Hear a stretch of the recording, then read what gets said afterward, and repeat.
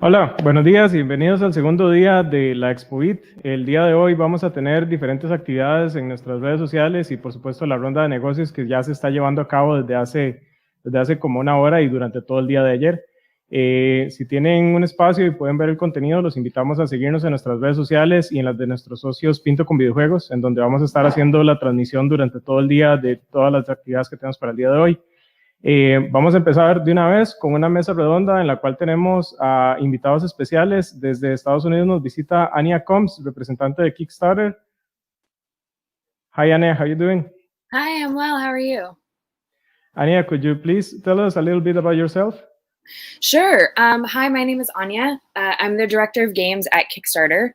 I've been in the games industry, next year will be 13 years. I mostly focused on digital for a very long time before coming to Kickstarter, so I've focused mainly on Flash games and video games and PC games and things like that. But I've been at Kickstarter almost 5 years, and now I also work in the board game space. Okay, that's great. Next, we have Alberto Cartín, which is the president of the Costa Rican Association for Game Developers. Hi, Alberto. Hey, how's it going? Hi, could you please tell us a little bit about yourself?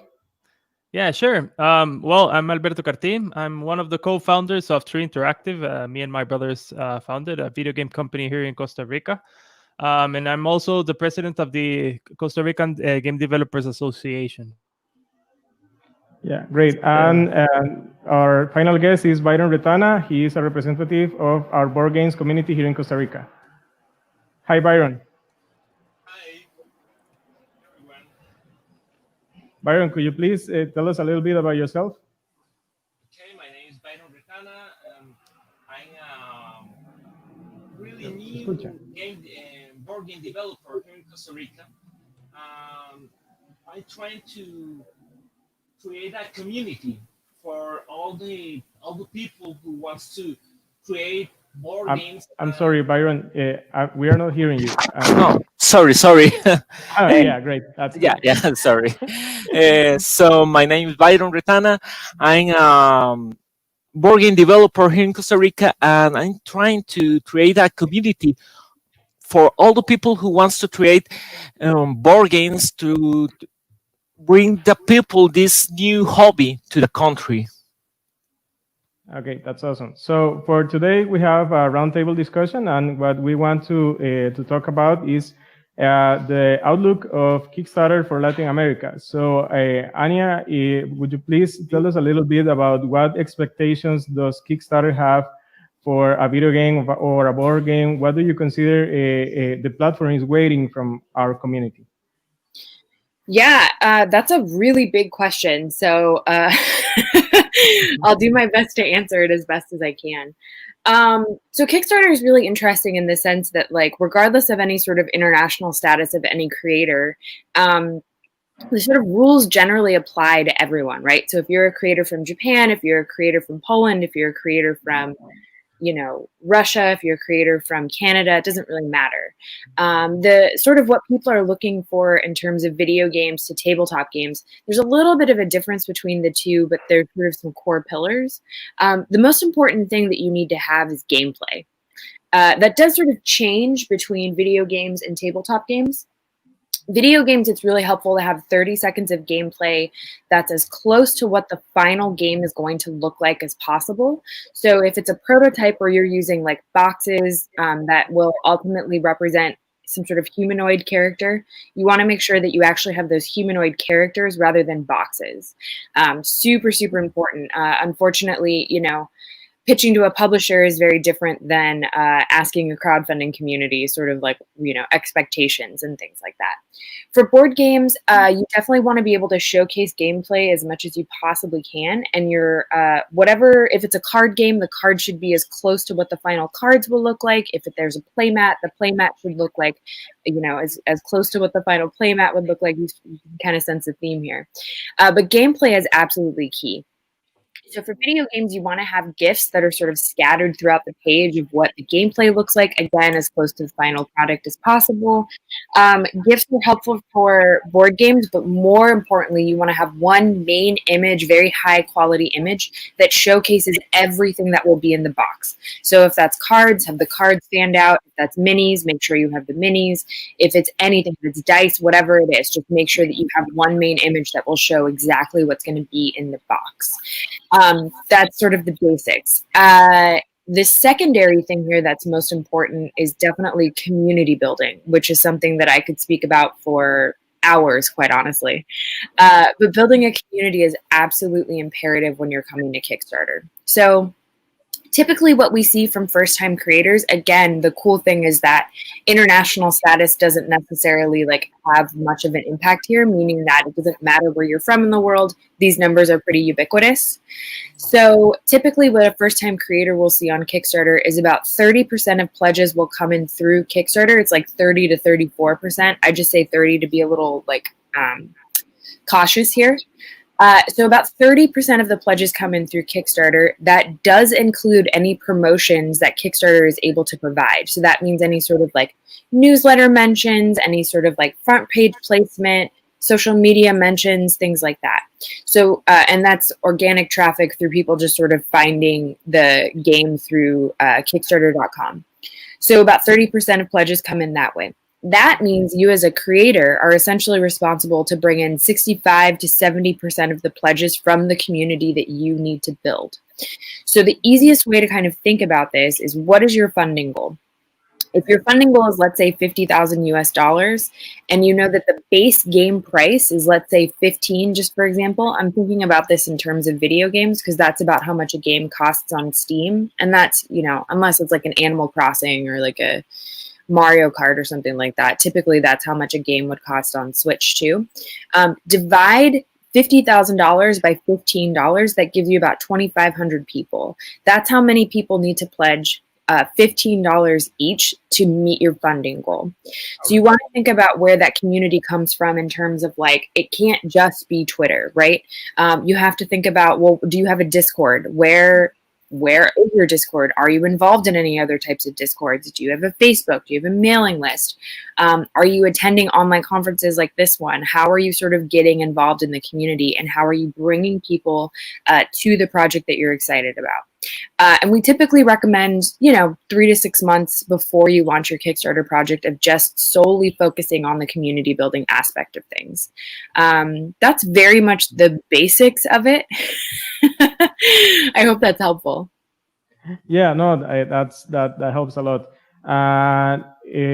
Would you say that right now in Kickstarter there is a trend for games that are a little more successful than others? For instance, is there any innovation trend or anything in gameplay wise that you would say, yeah, these games tend to do a little better in Kickstarter lately than these other type of games?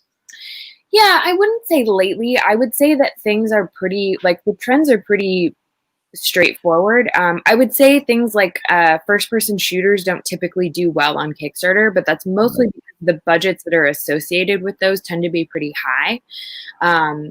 And also, I think the community on Kickstarter it tends to be a little more nostalgic based. So things like platformers, adventure games, arcade games, right? Things that we would sort of play when we were kids that are have a little bit of a nostalgic factor. Those are pretty common.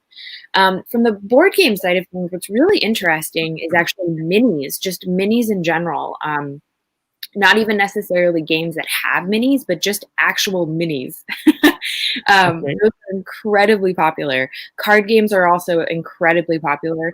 I would say the trend between the two mediums is definitely any sort of RPG game. RPGs are huge on Kickstarter.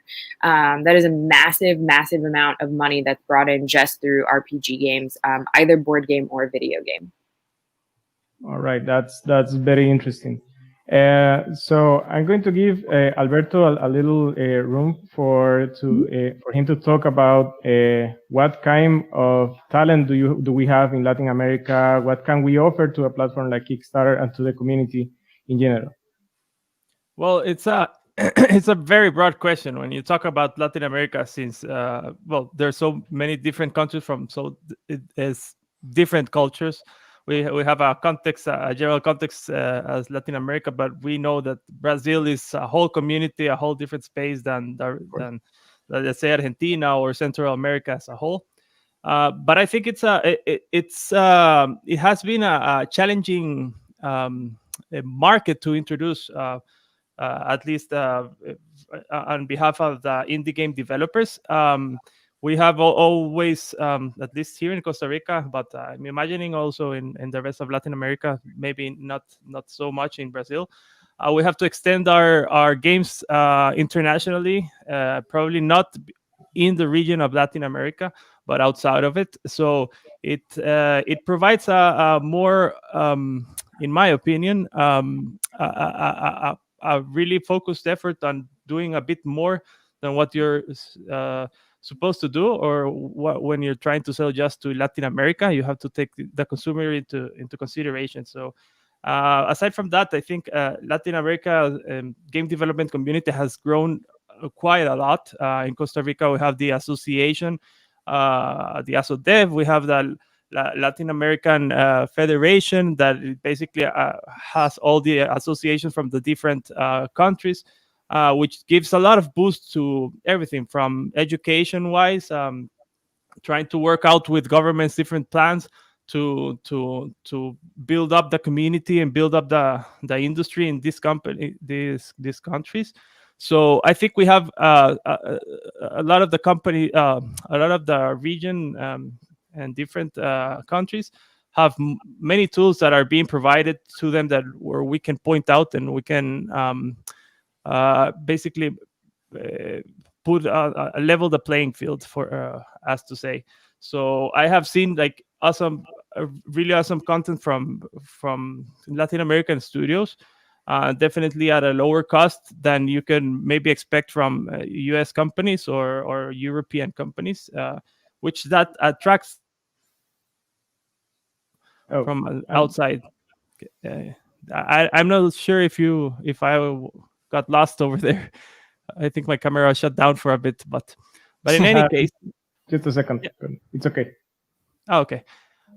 So I think that's a plus. I think education-wise, we have a lot to give to the world. The publishers are paying attention. That some are basing in South America. There are lots of conferences now. We have the EVA in Argentina. We have in Brazil the big awards. In Colombia, we have. I'm not sure how's it called. I can't recall the name, but yeah, it's a growing thing. And yeah, I think the more the time that passes, the better the quality and the better the resources that we can get, that we have for a good production here. So yeah, in those terms, I think it's a different perspective from different types of countries that can provide very different content. All right. And you have a game that was published through Kickstarter, right? Yeah. It was called Tweetland back in 2012, some time ago. Yeah. Could you tell us a little bit about your experience with Kickstarter back then? Yeah, sure. So I believe I'm not sure how many Costa Rican projects were introduced to Kickstarter back then. I think it was just us, at least that I remember. Maybe I wasn't so much into that platform back then.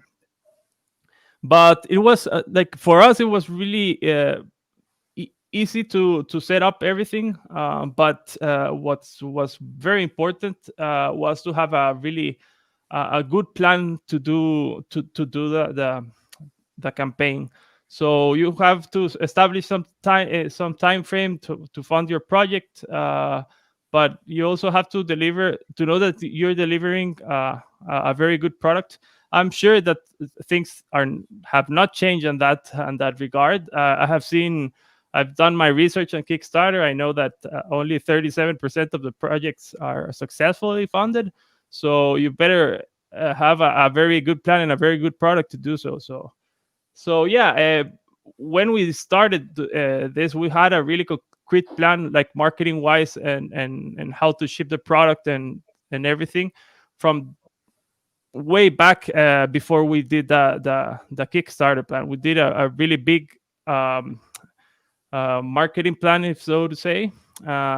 But the difference, I think, the major difference in back then was that we relied upon a lot of first organic growth, and secondly, like marketing,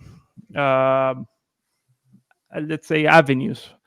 For example, we were featured a couple of times in CNN, and we had a coverage in the national news. It was really good, and some articles in I think Wired magazine and a couple of those types of stuff, which is great.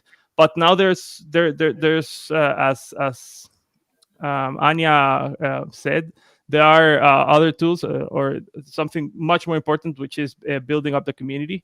I remember having looking at a lot of talks on this. There are these guys. I'm not sure what's the. I can't recall the name of the studio, but that did the Not Tonight game, which is basically you're a bouncer. You have to stamp tickets or not, and let people in or not. And the community that they made, like before they shipped the product, even was so incredible.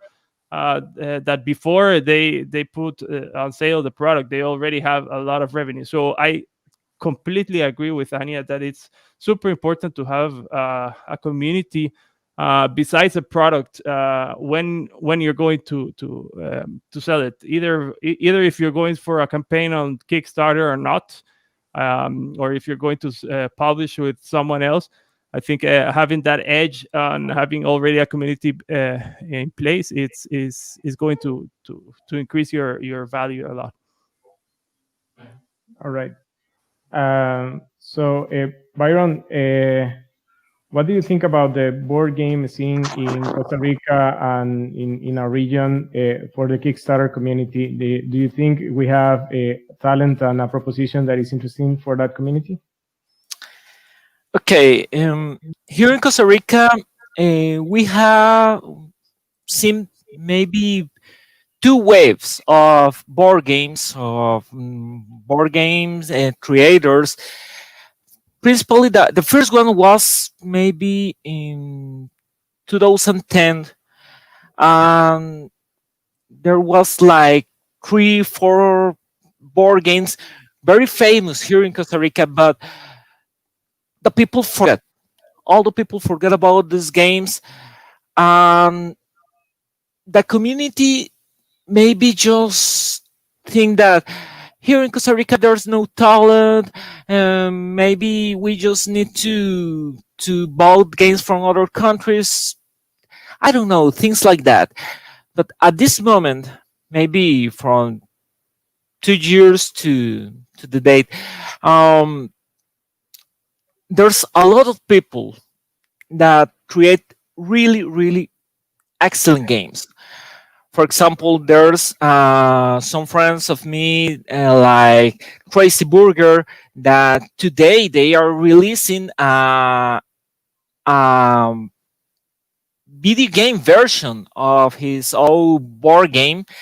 Or maybe like the people from Bonfire Games, that they have a really, really excellent board game named Flora. This game was in a campaign at Kickstarter, but they have a problem with marketing, so they can't they can't get all the money that they need. So I'm sorry for my English. For example, in my case, I have this game, Misiles Ahora, or in English is Missiles Fire. So this game, there was a really, really headache for me. Why? Because here in Costa Rica, we have a lot of problems with board games industry. We can't develop board games. We don't have publishers. We don't have maybe really the market that have people from, I don't know, maybe in Spain and Mexico, Argentina, Chile, because that countries, being people that speak Spanish like us, they have a lot of publishers in their countries that can make these games being published. But here in Costa Rica, we don't have that. And the second problem is, here in Costa Rica, we can create campaigns for Kickstarter directly in this country. We need people who can help us in maybe in Mexico, in Estados Unidos, in United States, that are countries that where you can create campaigns for Kickstarter, and that's really really frustrating for us, like board game creators. In my case, I trade all by myself because I'm a graphic designer, so I have a knowledge about how to create these things. But what about the people who don't know about that? So maybe that's the problem, that we can see a lot of people create board games, developing his ideas, and I don't know, maybe Kickstarter, it's the key. It's the the thing that we need here in Costa Rica to create more and more board games from people that have excellent ideas. Okay. Great. So at least we at ExpoVid will try to keep boosting you guys, and I consider our communities to be the same. So we'll keep doing efforts to include you and try to make sure this industry develops as well. So I wanted to ask you. I want to ask you two questions. You mentioned about Bonfire Games and their game Flora. Could you tell us a little bit more about them? They had a Kickstarter campaign a few days ago, and their campaign was not successfully funded. And parting from the things that Anya told us today, do you think we have a better strategy maybe going forward? We have a little better insight of what to do if we could launch that game again? Well, if the guys at Bonfire Games could launch that game again, would we be able to bring them a better strategy for their campaign? Okay, about Bonfire Games, they have excellent board games, semi-comparative. I was one of the testers of that game, and I really love it.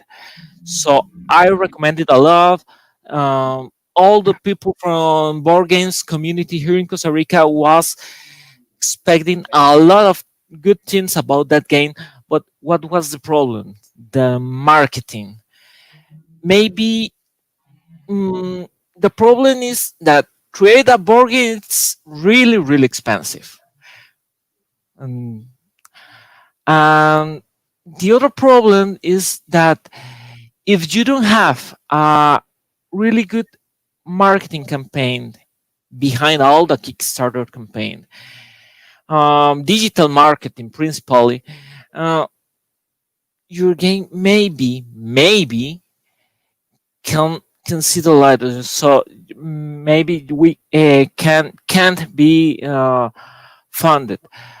I was talking with the guys from Bonfire Games and explaining a lot of things about how to create a really good marketing campaign using. There's a lot of pages that websites that can help you to create that campaigns.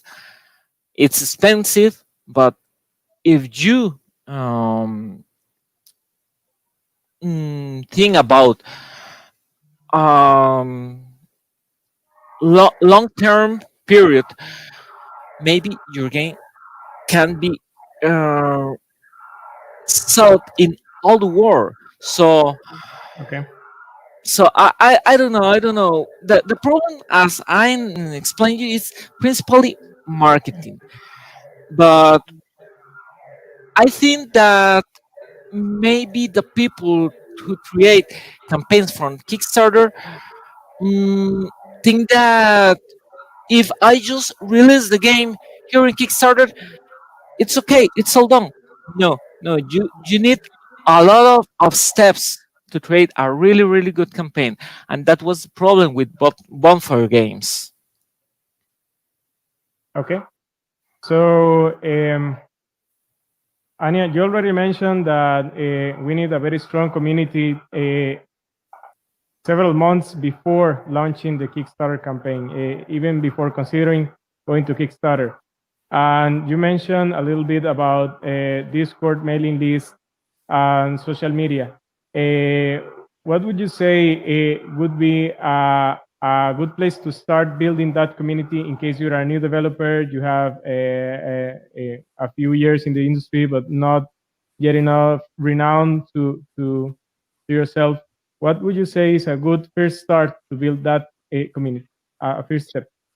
Yeah, that's a great question. So I would say Twitter is probably the easiest place to kind of start that process. Twitter has, the entire games industry is on Twitter. And so just sort of creating, if you already have a Twitter, just sort of getting involved in some of the discussions that are happening, following people that you really like, building that sort of pedigree up. But there's two things I wanted to just quickly bring up that have kind of surfaced from this conversation. First is someone had mentioned that only 37% of projects are successful on Kickstarter, and that's actually not true. The success rate for Kickstarter as a whole is something around 38%, so that's all categories, right? For games, Okay. the lifespan of games is something like, I believe it's 41%. However, that has actually been bumped up to between 53 and 57%. But what's interesting is actually in 2020, even during a global pandemic, the success rate for tabletop games is 70%, which is wild to think about. It's incredibly successful. The second thing I wanted to talk about is this. I understand why there's a perception that you need to have this giant marketing campaign behind your project, but that's also not true. Just from the sense of, I think what I'm hearing is that there is a false perception that you can just put your project on Kickstarter and people just find it, right? And that's not true, right? That is 100% incorrect, right? So I understand the sort of natural progression of like, well, if I do this big marketing campaign, everybody will find the project. That's also not true. People have ad blockers on, so a lot of people won't even see your ads. It also depends on where those ads are. So specifically, I'm thinking, I've seen stuff on like Instagram as an example of like, I see ads for like board games on Instagram. And the engagement on Instagram is inherently difficult just because it has to be a sort of direct call to action. So Instagram is not as simplistic as just like swiping up and then you go to the Kickstarter project. There's more prompts for you in order to kind of find what that project is.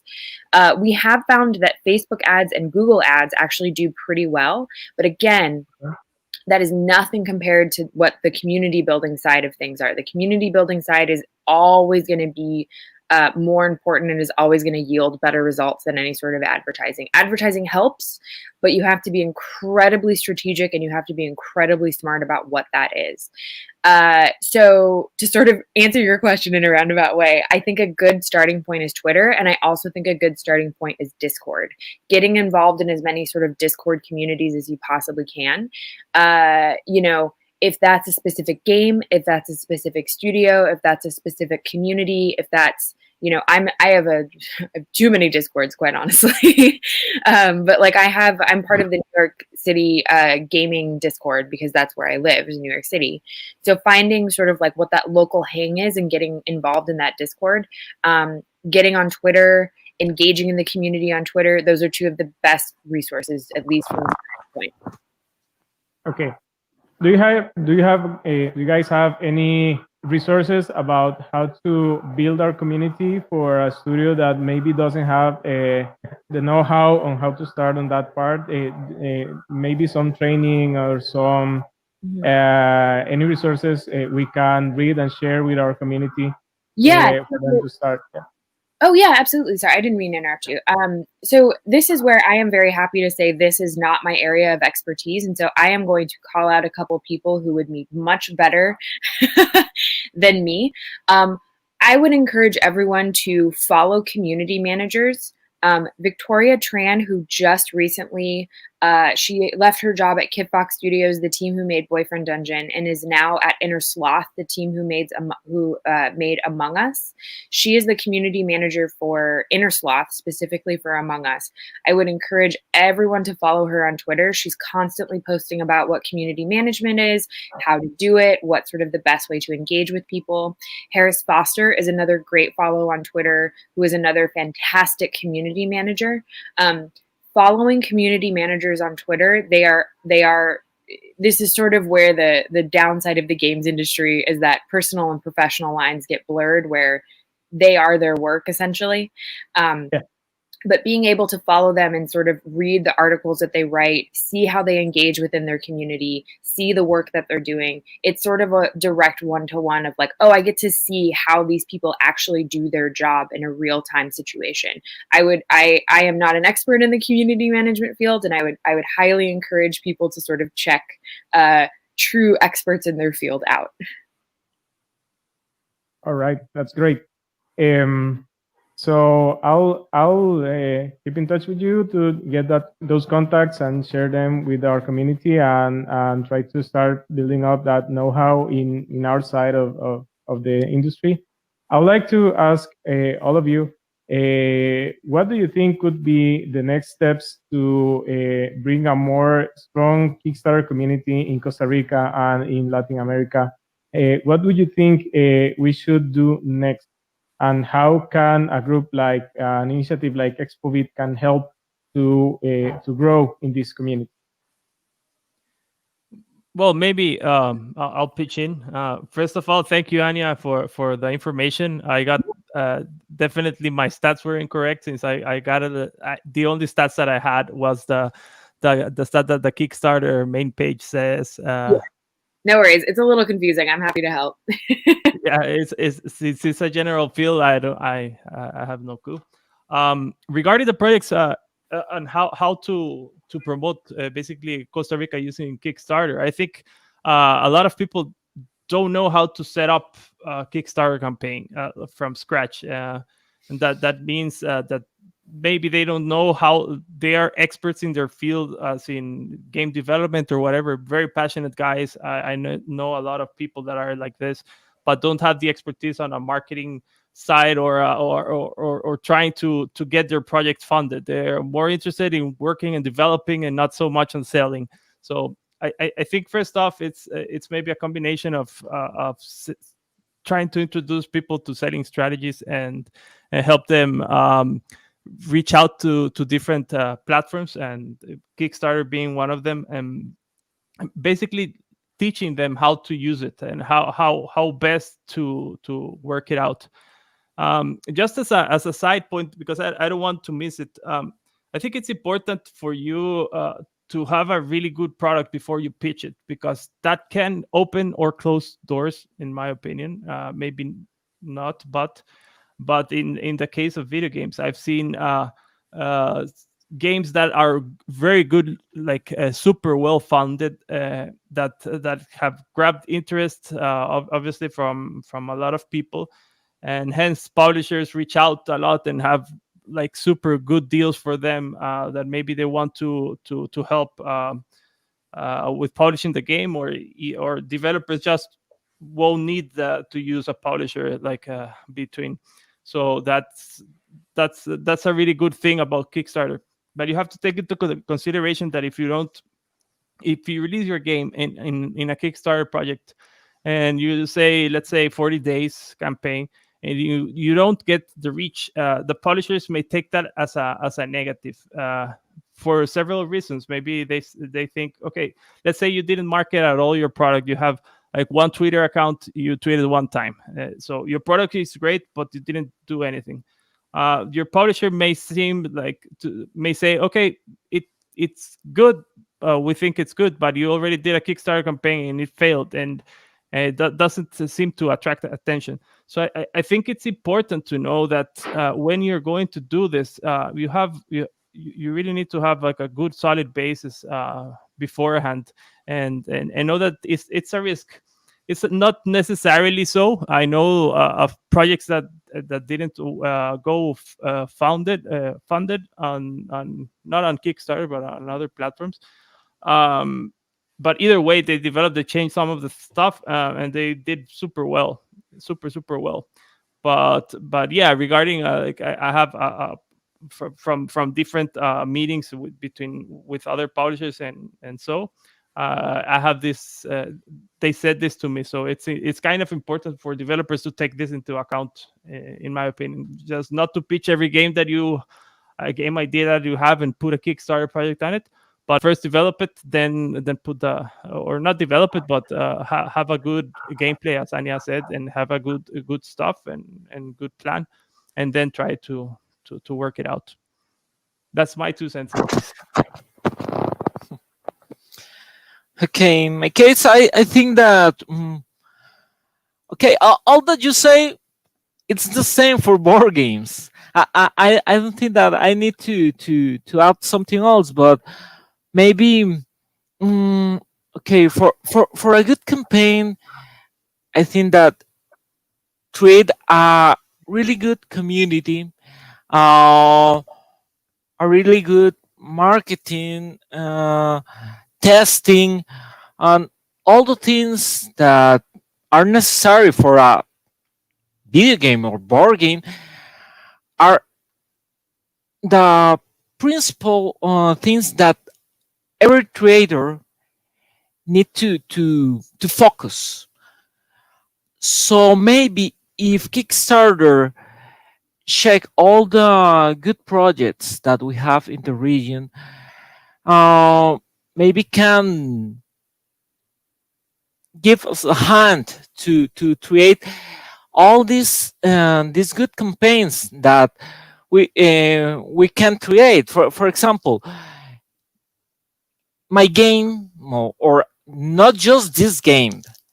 I have at this moment maybe like 5 board games. I'm creating 5 other board games. The people from Crazy Burger, I know they have at this moment 1 new board game. There's some people like Sumerian Games. At this moment, I think that are like 5 principal board game traders here in Costa Rica that we are waiting for Kickstarter to give us a hand and create all these projects. But if for in this case we can't make anything. So if Expovit and Kickstarter, that it's here represented by Anya, can help us, that could be amazing, and not just for Costa Rica, for all Latin America, because in other countries like Mexico, that they have really good campaigns, that they have a really good board games, or maybe Chile or Argentina, that they create excellent board games. Maybe Kickstarter could see all of these projects and help us. But I don't know how can if that can be possible. And Expovit, I hope that you can help us with all of this. So I don't know how. We'll try. Okay. Actually, we really want to. The main goal of Expovit is to boost the industry for video games, for board games, for game developers in general. in Costa Rica, and we really want to take those steps and to learn how to help both communities and bring them together and connect with the right people at the right time. And the insight from your side of things is very important for us. And we'll try to keep these efforts going forward. And yeah, you can count on that. So I don't know, Anya, if you have a few final words for our developers, and we can close our session for today. Sorry, say that one more time. Do you have any final words you want to say to our developers? Yeah, I understand the frustration of us not being available in every country yet, but I am always happy to work with creators on finding alternative ways. There are ways to launch projects on Kickstarter if you are currently in a country that we're not available in. You can always email me. You can either email me directly at Anya, ANYA, @kickstarter.com, or you can email the games email, which goes to the entire games team, which is just games@kickstarter.com, and let's chat. All right. So yeah, we'll keep in touch. Thank you, Anya, Alberto, and Byron, for joining us today for this discussion. And I really hope this helped us to understand a little more about our different communities and how we can work together. I assure you, we from the side of Expo will do our part and do our best effort to boost these communities as far as we can, and let's keep talking and keep working. That'll be all for our roundtable discussion today. And thank you all for joining us, and thanks to the guys at Intocom Videojuegos for help us make this happen. So thanks a lot, and let's keep taking the activities for the day. Thanks a lot. Thanks, Rodolfo. Have a great day. Yeah, you too.